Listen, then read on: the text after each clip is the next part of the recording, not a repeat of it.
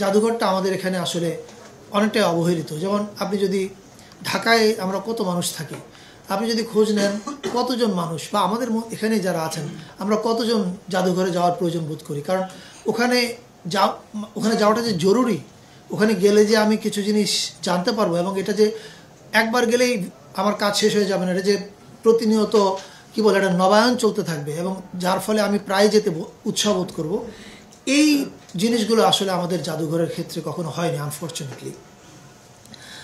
আমি জয়েন করার পরে জাদুঘরটা আমাদের প্রায়োরিটির মধ্যে ছিল, কিন্তু আমরা আমাদের 7 প্রায়োরিটি প্রজেক্টে হয়তো নাম দেখেননি, কারণ এটার নিয়ে আমরা মানে ভেতরে কাজ করছিলাম যে কি করে আমরা এটাকে একটা শেপে আনতে পারি।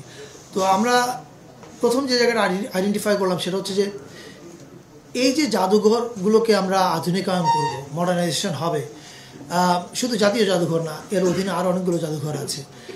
এই কাজে নেতৃত্ব দিবে কে? আমাদেরকে আগে লিডার খুঁজে বের করতে হবে যে কে এটা নেতৃত্ব দিবে। আমি তো এটা এক্সপার্ট না বা আমার এটা কাজও না। তখন আমরা খোঁজার চেষ্টা করেছি যে কাকে আমরা পেলে পরে উনি এই আধুনিক মিউজিয়াম সারা দুনিয়াতে কীভাবে পরিচালিত হচ্ছে এবং আমাদের এখানে যা আছে সেটাকে আমরা মডার্নাইজ করতে হলে কী কী লাগবে, কী কী করলে পরে এটা এখনকার সময়ের সঙ্গে প্রাসঙ্গিক হবে। মানে যেমন আপনাদেরও সবাই নিশ্চয়ই কাজিনরা যখন এমনকি ব্যাংকক বা আশেপাশের কোনো দেশেও যায়, দেখবেন যে ওদের মিউজিয়ামে আগে যায়। আমাদের এখানেও এই অভ্যাসটা কী করে চালু করানো যায়, কি কি মডার্নাইজেশনের জায়গায় আমরা পিছিয়ে আছি, এই জিনিসগুলো নিয়ে কাজ করবার জন্য আমাদের একজন লিডার প্রয়োজন ছিল। আমরা অনেক দিন ধরে এটার পিছনে লেগেছিলাম। Finally we are very happy যে আমরা আপনাদেরকে বলতে পারছি যে মেরিনা তাবাসসুম উনি আমাদের জাতীয় জাদুঘরের পরিচালনা পর্ষদের চেয়ারম্যান হিসাবে, মানে সভাপতি হিসাবে যোগ দিতে সম্মত হয়েছেন।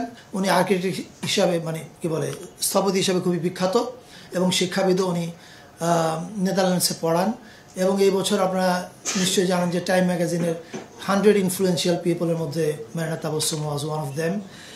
উনি আর্কিটেকচারের জন্য আগা খান অ্যাওয়ার্ড পেয়েছেন। ফলে মানে ওনার কৃতিত্ব আমি বলতে চাই না, ওনার পোর্টফোলিও আপনারা গুগল করলে নিশ্চয়ই অনেকে জানতে পারবেন।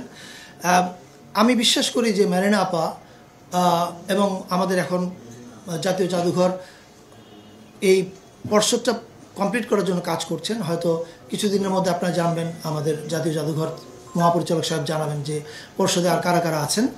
আমি বিশ্বাস করি যে মেরিনা আপা এবং ওই পর্ষদ মিলে আমাদের এমন একটা ভিশন দিবে যেখানে আমাদের জাতীয় জাদুঘরটা একটা মাস্ট ভিজিট জায়গা হয়ে উঠবে।